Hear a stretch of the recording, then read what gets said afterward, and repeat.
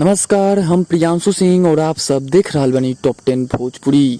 और आज आप सबके बीच में लेकर आ गई बनी 25 तारीख के शाम के 3 बड़ी खबर जो जुड़ल बटे खेसारी लाल यादव जी, पावर स्टार पवन सिंह जी, वहीं पे अवधेश प्रेमी यादव के तरफ से।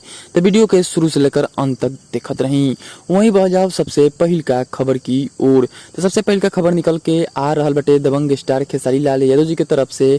आप सबके बता दी कि खेसारी लाल यादव जी के कल आप सबके बीच में एक वीडियो सॉन्ग हो रहा बटे रिलीज। जी आप सबके बता दी कि वीडियो सॉन्ग के बोल बा सजनवा ऊपर देखेला फिल्म।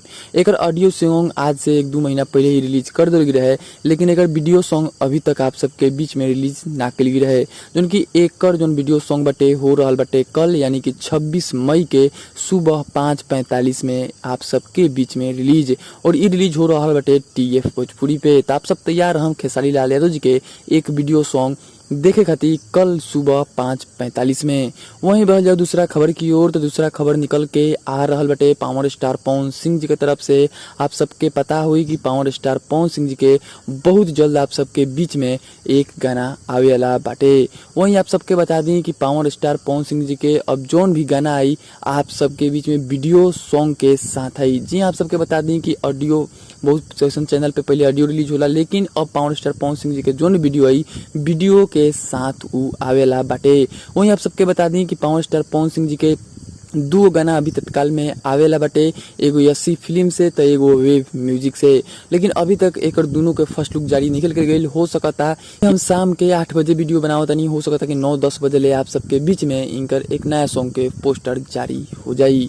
वहीं बढ़ जाओ तीसरा और आखिरी खबर की ओर। तो तीसरा और आखिरी खबर निकल के आ रहा बटे अवधेश प्रेमी यादव जी के तरफ से। जी हाँ आप सबके बता दी कि अवधेश प्रेमी यादव जी के भी कल आप सबके बीच में एक गाना हो रहा बटे रिलीज। जोन गाना के बोल बा बिना कांट वाली मछली। जी आप सबके बता दी कि जोन गाना बटे कल सुबह 7 बजे अवधेश प्रेमी के ऑफिशियल चैनल से ये गाना हो रहा बटे रिलीज। आए दिन अवधेश प्रेमी के एक नया गाना रिलीज होता रहेला, लेकिन ये जोन गाना बटे बहुत ही खूबसूरत बटे। आप सब सुनल ना भूलम कल सुबह 7 बजे अवधेश प्रेमी के ऑफिशियल चैनल से।